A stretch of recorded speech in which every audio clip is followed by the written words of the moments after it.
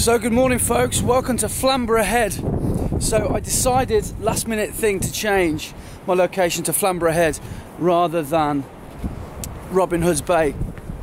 I just thought that the place looked a little bit more epic from the photographs that I'd seen, and it does, it looks absolutely amazing. So I'm just going to have a quick scout of the location, find out where it's going to look really good. But it's so cold this morning. It must be 2-3 degrees and there's a really strong wind. Hat, gloves are essential today.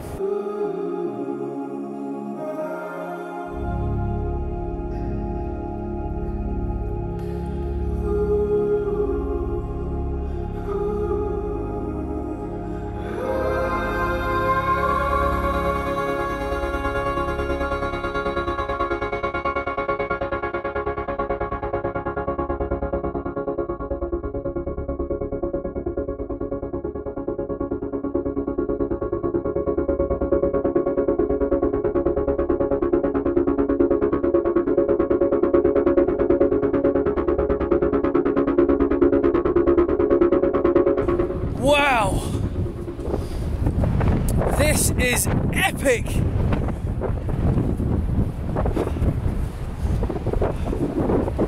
These cliffs up here are amazing. The sea is just battering the land. It's so windy.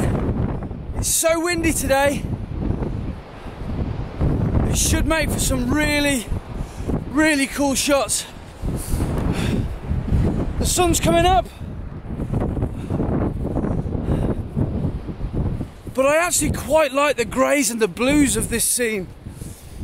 So to me, the amazing colour over there isn't too important. But this is absolutely phenomenal. So I asked the local as soon as I got here, where would you recommend for photographing for sunrise? And she said if you walk a bit further on down the path, you'll see this stack. And I've got here after 10 minutes of walking, and it is amazing. It's as if this location has been designed by a photographer, because it is exactly wide enough for a tight lens to photograph the cove. You've got the wash, which is all foamy white, and hopefully the sun will rise and blast this side of the cliff, so it'll all be nice and warm.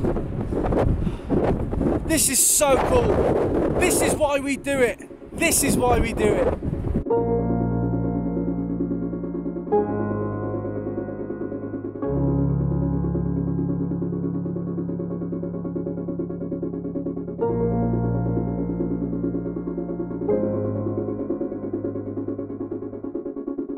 Hollow to the touch, make mischief at your best.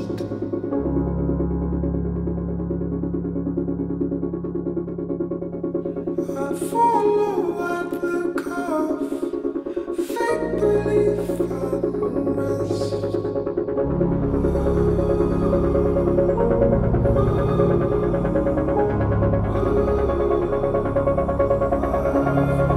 Well, that was pretty awesome.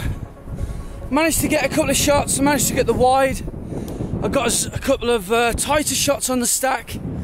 One thing I'm a bit disappointed with, which I knew would happen, I tried to do a portrait shot of the stack, but it came out a bit fuzzy because I don't have an L bracket. The irony is, it's been delivered to the house up the road, because I was out when the Amazon man came. So I have got an L bracket, I just obviously don't have it yet. So soon I'm going to be able to do long exposures in portrait mode.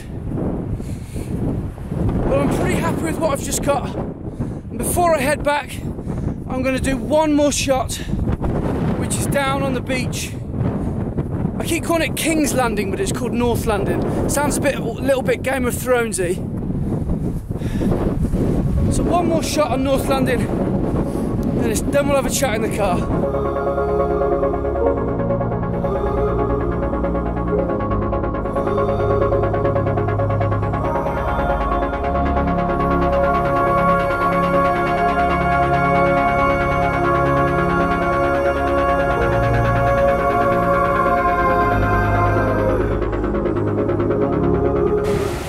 about that for a leading line.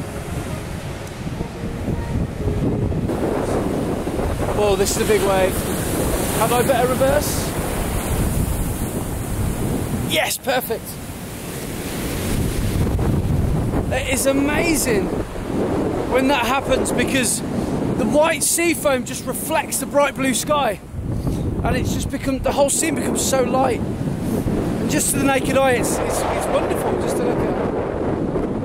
But I've got to try and obviously keep myself safe by not looking at the camera too much. I've got to keep my eye on the waves and get ready to bolt if I need to go.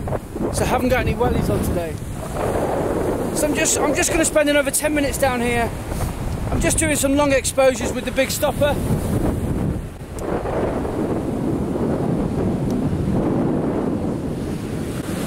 But what a beautiful way to spend the morning.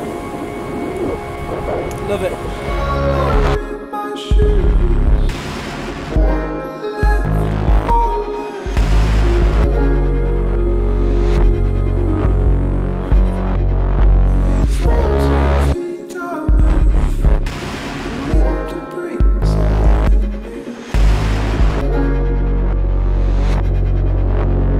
Wow, that was a cool way to spend the morning. It is so windy outside. It must be, I'm sure I read on the weather forecast last night that it's supposed to be 40 miles an hour gusts coming in from the east of England tonight.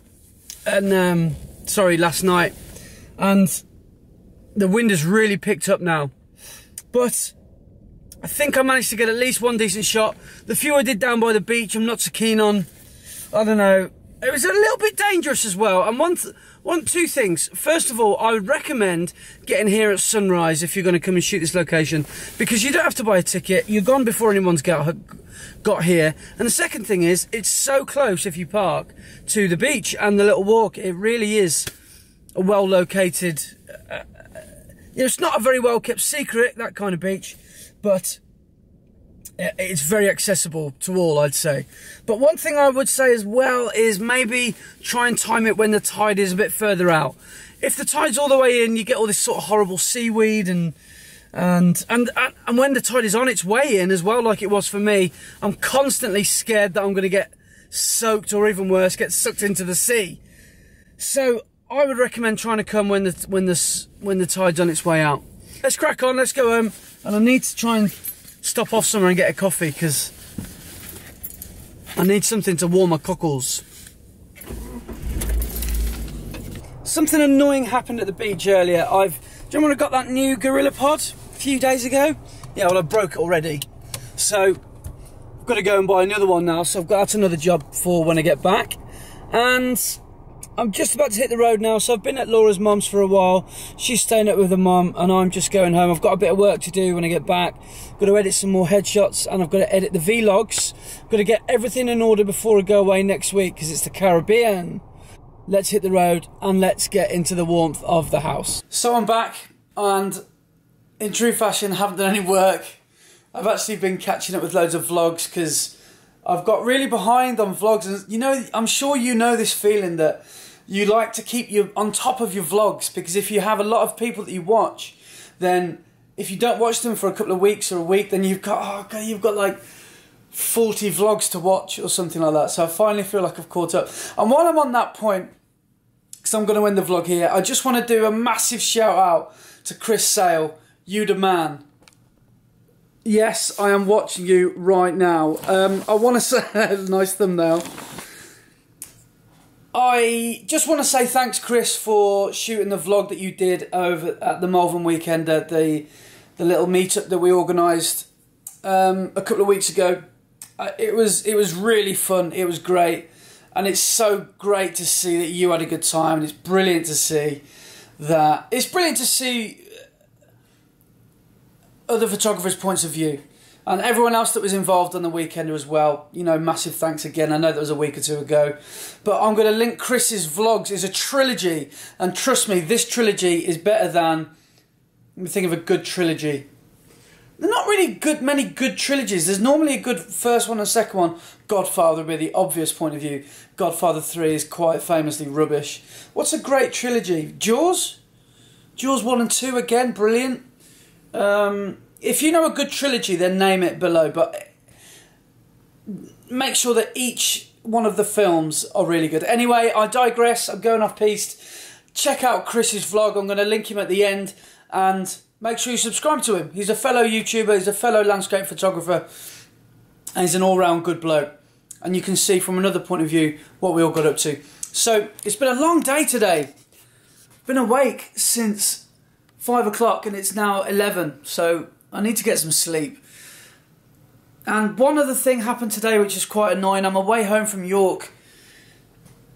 I stopped in for petrol and got back in the car, drove 5 minutes down the road, and I must have had a crack in the windscreen, a tiny crack, because now I've got like an 18-inch crack in the windscreen.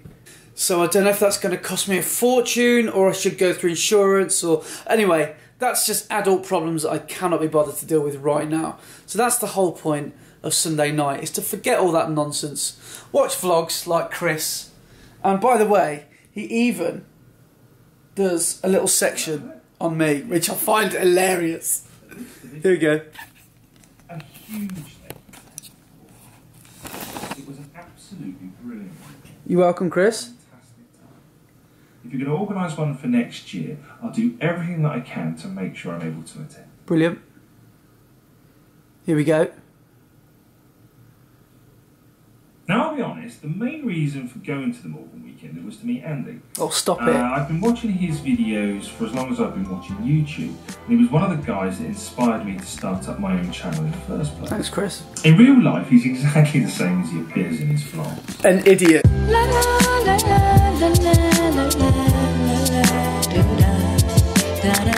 Right, is that in?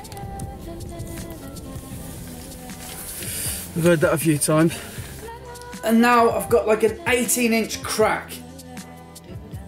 I better keep talking actually, that sounds a bit weird.